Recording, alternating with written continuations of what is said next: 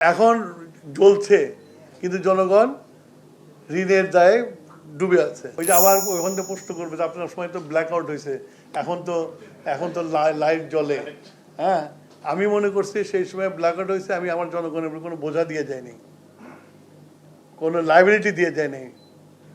কিন্তু এখন জ্বলছে কিন্তু জনগণ ঋণের দায়ে ডুবে আছে।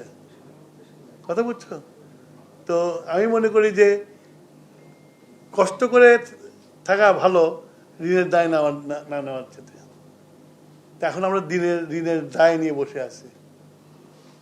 আমরা তারপরে ওই থেকে অনুধাবন করে যে আমি পলিসি তৈরি করছিলাম, 5 বছর তো ছিলাম, আমরা তো 17 বছর ছিলাম না। 5 বছরে একটা মিনিস্ট্রি সব ঠিকঠাক করতে, ভাঙাচুর আমি ঠিকঠাক করতে টাইম লাগে। আমি যখন পলিসি তৈরি করছি বোধহয় 2004 সালে রেডিও করছি পলিসি, তারপর পাইছি 2 বছর। তো তখন তো ওই টেন্ডারে যে শেষ করতে পারি নাই। কিন্তু যে পলিসি করে গেছিলাম তাহলে দায়ের মধ্যে পড়তো না যে 35% বিদ্যুৎ যাবে প্রাইভেটের হাতে, 65 গভর্নমেন্টের থাকবে। কারণ দেন গভর্নমেন্ট উইল বি সিচুয়েশন যে কন্ট্রোল করতে পারবে। এখন তো আমার কন্ট্রোল নাই, এখন তো 82% হলো প্রাইভেটের হাতে। তো আমি জনগণের যাতে লোড না হয় সেই জন্য এভাবে পলিসিটা করছিলাম। তারা মানে নাই, খান করে গেছে। এখন এটার দায় আমাদের নিতে হয়েছে আর কি। এই যে এত টাকার দায়, আমার বিদ্যুতের দামও বাড়াতে পারবো না, বিদ্যুতের দামও বাড়াইতে পারবো না। তো বিদ্যুতের দাম বাড়াইতে না পারলে দায় আরও বাড়বে।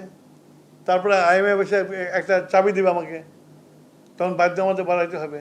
সেই জন্য এসব হওয়ার আগে আমরা চেষ্টা করতেছি যাতে একটা উইন সিচুয়েশনের মধ্যে নিয়ে আসতে পারি। দেখা যাক কী হয়। সবার সাথে নেগোশিয়েট করতে হবে। যেসব পাওয়ার স্টেশনগুলো দিয়ে গেছে, এগ্রিমেন্ট করে গেছে, সবরিন গ্যারান্টি দিয়ে গেছে, এগুলোর সাথে নেগোশিয়েট করতে হবে। নেগোশিয়েট করে একটা জায়গায় নিয়ে আসতে হবে আমাকে, যেটা নিয়ে এসে যেটা জনগণও লাভবান হয়, যারা দিচ্ছে তারাও লাভবান হয়।